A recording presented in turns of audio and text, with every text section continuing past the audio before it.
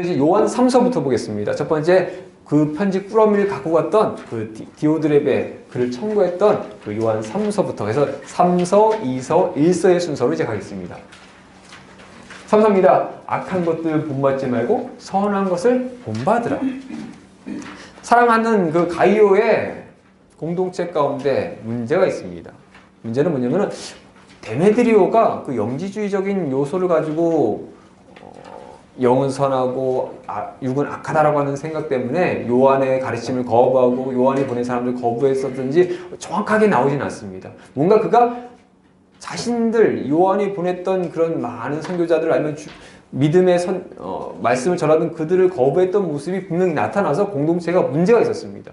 그러니까 그 문제를 해결하라고 한 사람을 보냅니다. 또한 그뿐만 아니라 그를 보내면서 그 교회를 칭찬하며 그 교회의 문제를 해결하기 위해서 또 다른 편지가 가고요. 그리고 그 교회를 포함한 그 지역에서 일어나고 있는 여러 가지 이단의 문제, 그리고 점점 부상하고 있는 황제 숭배의 문제에 대해서 어떻게 살아갈 것인가에 대해서 요한 1서가 같이 보내주고 있습니다. 바로 그때 천거되는 디오드레베의 모습이 이제 요한 3서에서 볼 수 있습니다. 야누스 에필톨레 감마 해가지고 요한 서신의 세 번째입니다.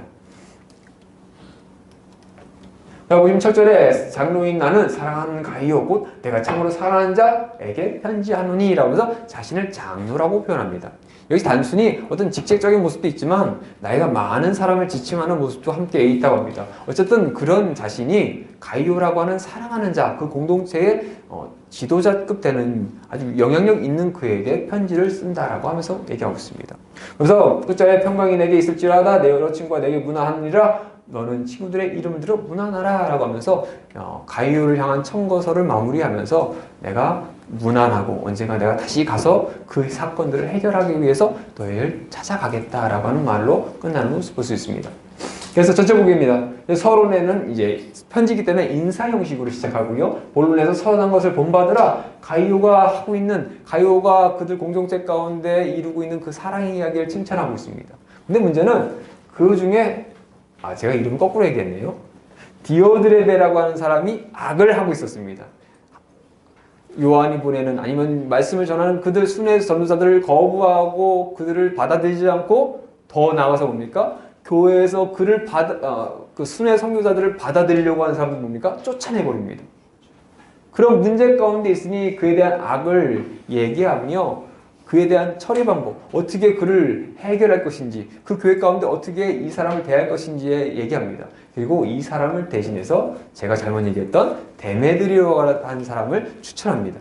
자신들 봤을 때 그는 추천받을 만하고 믿음 가운데 있고 그 공동체를 바르게 이룰 수 있는 그런 사람이기 때문에 추천한다고 얘기합니다. 그러니까 뭡니까? 만약에 데메드리오가 왔을 때 그 편지를 받아들인다면은 나머지 2서, 1서까지 이제 받아들여서 이제 읽게 되겠죠. 하지만 만약에 그것을 받아들이지 않았다고 한다면은 2서와 1서가 받아들여지지 않았을 겁니다. 근데 아마 이 디오드레베가 이제 요한의 그 얘기처럼 그렇게 쫓겨나고 그다음에 데메드리오가 추천되어서 그곳에 청거서를 보내고 편지를 보냈던 것으로 보고 있습니다. 그리고 이제 마지막 결론에서 끝 인사로 마무리하는 것을 볼 수 있습니다. 서론입니다. 인사는 아까 보셨죠? 사랑이 나는 사랑하는 가이오 곧 내가 참으로 사랑하는 자에게 편지하노라 라고 얘기합니다. 그러면서 이제 가이오의 사랑에 대해서 얘기합니다. 그는 뭡니까? 진리 안에서 행하고 있습니다. 형제들아 내가 와서 내가 있는 진리를 증언하되 내가 진리 안에서 행한다 하니 내가 기쁘도다. 그는 참 잘하고 있습니다. 진리 안에 바르게 살고 있습니다.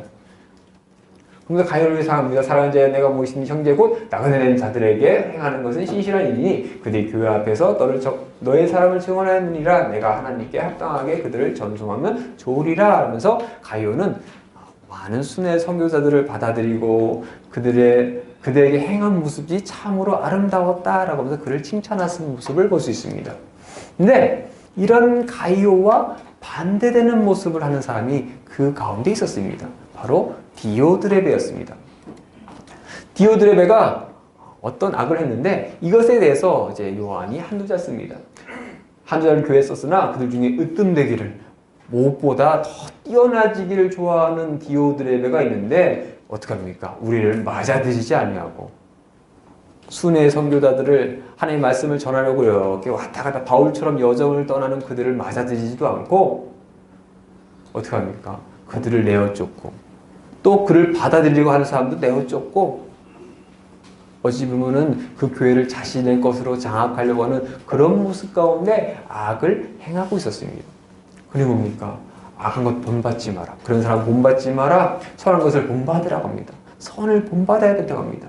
선을 행하는 자는 하나님께 속하고 악을 행하는 자는 하나님을 배웁지 못하느니라. 그러니까 선을 행하는 자는 하나님의 자녀야. 하지만 그렇지 않은 자는 하나님 자녀가 될 수 없어.